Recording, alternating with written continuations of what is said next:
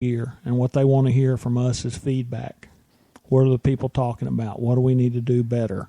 How do we increase? They're not calling it the fan experience. They're calling it the Clemson experience. And I'm telling you, Saturday was it was a pretty miserable Clemson experience. I was to the point of almost being embarrassed. In what manner? The traffic flow, and I thought a lot about it over the weekend, and I honestly think this is the bottom line. You've got a stadium that seats 81,000 people, and you've got an area that is probably built to handle 65,000 people worth of cars. However many people come in cars. I mean, I just think they're trying to jam too many people in too small an area. Just for an example, Ken, I get 2 parking places from MIPTAY, and I used one of them Saturday just because it took my daughter. And it's half a block from Gate 13. You can see Gate 13 from my parking place. So it's a nice place. Right. I pull between the 2 white lines. My vehicle is between the 2 white lines. Square up, both sides. I'm not straddling a line. I'm in the space designated. Could not get out of my car. Now, because I had a car parked next to me. Yeah. Now, was he over? No, he wasn't over.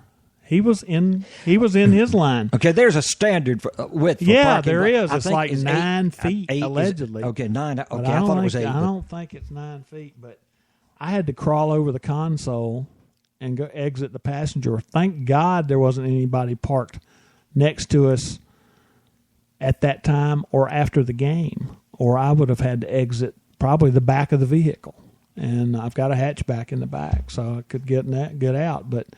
And it just went from there. And the new South Club area is beautiful, but there's not enough of this, not enough of this. Signage was bad. It was just a lot of first game. It's my understanding that the concession stands were a no mustard on the upper mess. deck. Somebody said no mustard for the hot dogs. There were several concession stands that weren't even open. Well, I got notes that 2 or 3 nonprofits who were supposed to work the booth, and that's how they do it, is nonprofits work it for money for their bands or fan booster clubs or whatever. And 2 or 3 of those groups just flat out failed to show up Saturday. And they were probably stuck in traffic. Probably so.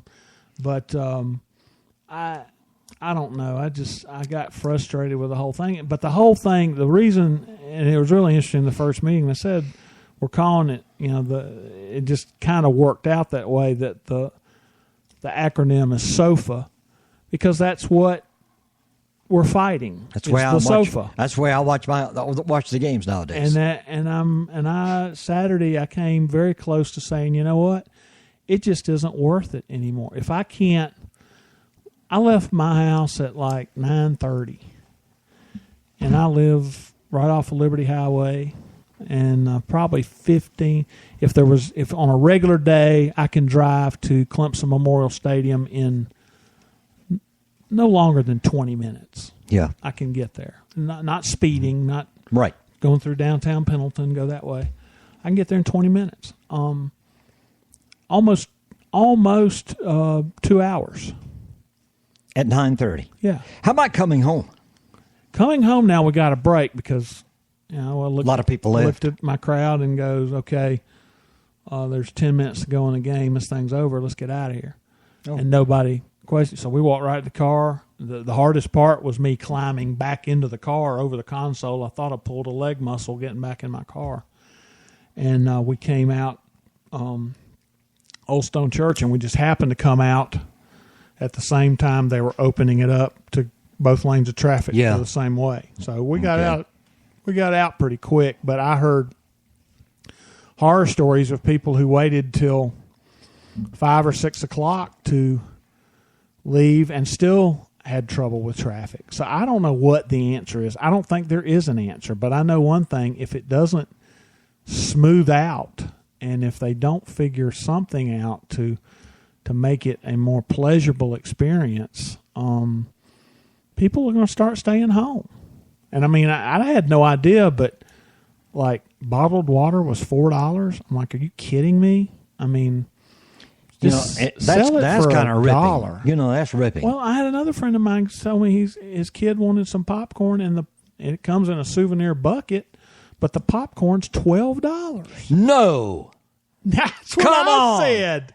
No. $12 for popcorn? That's higher than any movie I theater. was going to say, the big bag I get at the movie theater is a total ripoff, and it's only $8. And nothing is cheaper and you know than how popcorn. Much I was going to say, you know how much it costs to pop that bag of popcorn? Maybe 10 cents? Maybe it probably less. And that's probably really. elevated. Yeah. That's probably, I mean, people are not stupid. And it just, it's almost like you've got them pinned up. And now you begin to understand why Clemson people are so tied to those pass outs at halftime. Because they got to go get something to eat and drink. They're getting nailed at the concession stand. Yeah.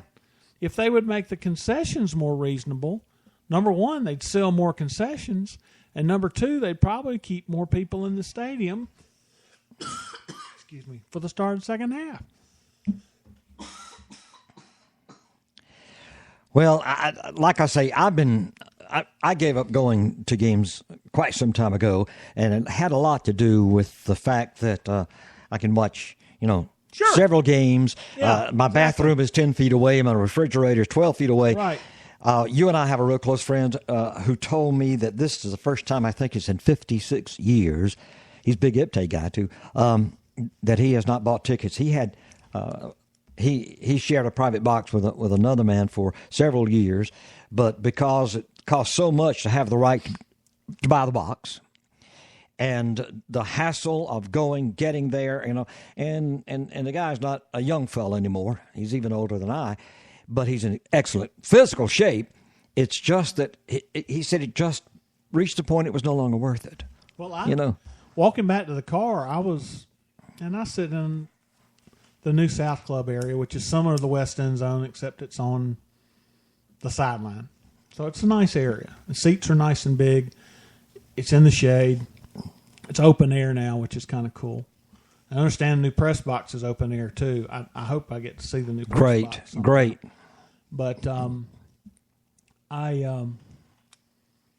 was like, man, it's hot out here. I don't know how those people take it. I really don't. And I just almost think, and I know Clemson people, there's a whole lot of things they do in this world, but they don't enjoy going to a night game.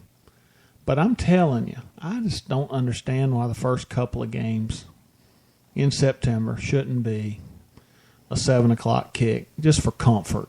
Yeah. TV. Well, but no, TV's not. This was They can put it on ESPN Raycom. 3 anytime. Well, it was Raycom too. I know, but they can put it on ESPN 3 anytime. I know they can, but this was Raycom. Speaking of all that, let's talk a little bit about the game. There was a game, right? Well, allegedly, I sat there midway through the second quarter and actually started feeling sorry for Wofford. I just Clemson substituted the entire offense. What, midway the first or in the second quarter? Well, they put Watson played the first 2 or 3 series and then sat down, and he played a little bit in the third quarter. Yeah. That was it. Yeah. I left before the third team quarterback got in. Kelly Bryant, yeah. Schuessler got in there early. Well, and then we're going back to the same old thing. A lot of people in this, and I heard this later, and I didn't say Bryant, but it's blatantly obvious who the second quarterback is, and the coaching staff is saying something else. But, I mean, it's just like last year with I don't know. Schuessler was right on with the passes now. He was right on. Yeah, well. And I know we're going back to that future. same old thing. He's not the future, though. No, he's not. He's a senior. He's not. For one thing, but he's not built for that offense. He's not that kind of a quarterback. No. But they've got to have the dual threat quarterback. They need to make sure they've got 3 quarterbacks that can play. Yeah. Now, this week, I do not know because I was listening to Dabo's press conference about Appalachian State, who beat Howard 49-0. And the way Dabo talked about App State, they probably are going to win the national championship.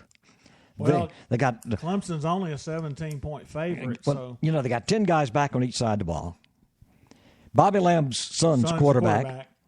And he's pretty skilled. And if he would, some of that would be genetics, and some would be training.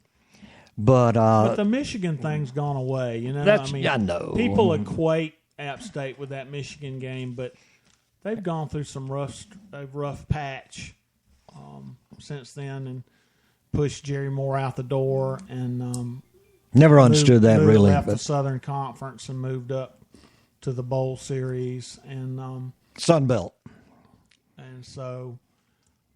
And they'll be wearing solid black uniforms, and they'll be hot. Yeah, solid black. They'll give out. I'm sure they'll wear black of some sort. Well, black helmets. They have to wear white jerseys, don't they? Unless there's some kind of agreement. I don't know. I think they have to wear. Maybe they do. Maybe they will wear white jerseys and black pants. I don't know. But if I was them, I'd try and wear all white. But yeah, I would too. They might. I don't know what their road uniform looks like. But anyway, I don't.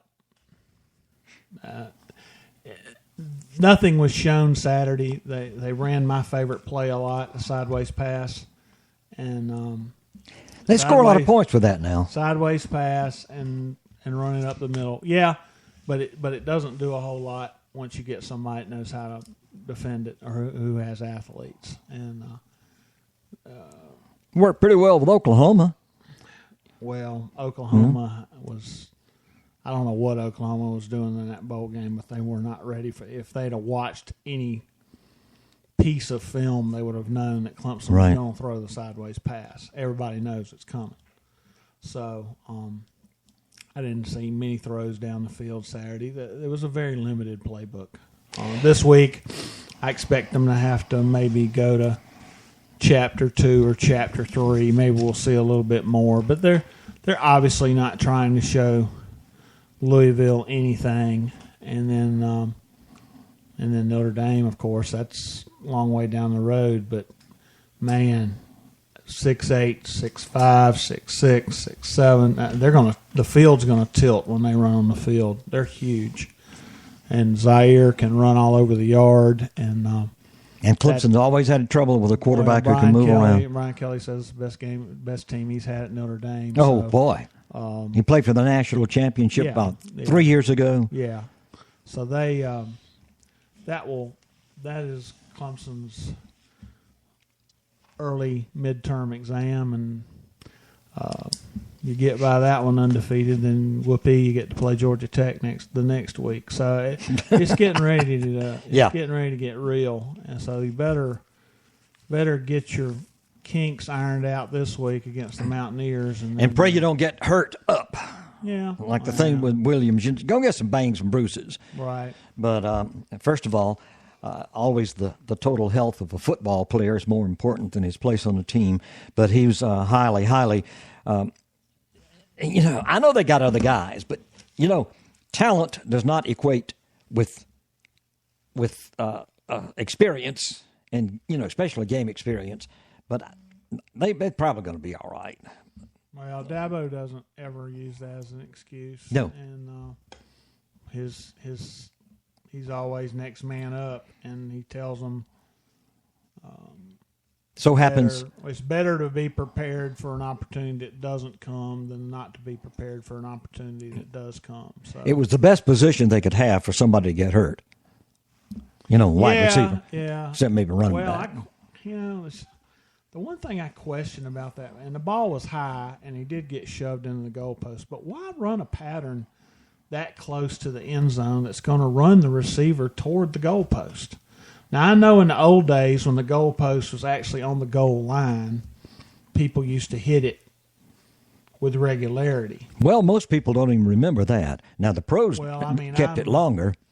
Yeah, the pros kept it long. I don't even know if I ever saw a game where the goalpost was on the actual goal line, but and to think about it in these days and times, the way the game's played now, that almost seems insane to have a metal standard on the goal line, but they did, and But I question running a play in that direction where the receiver could hit the post. Now, at one time, and there are probably stadiums like this now.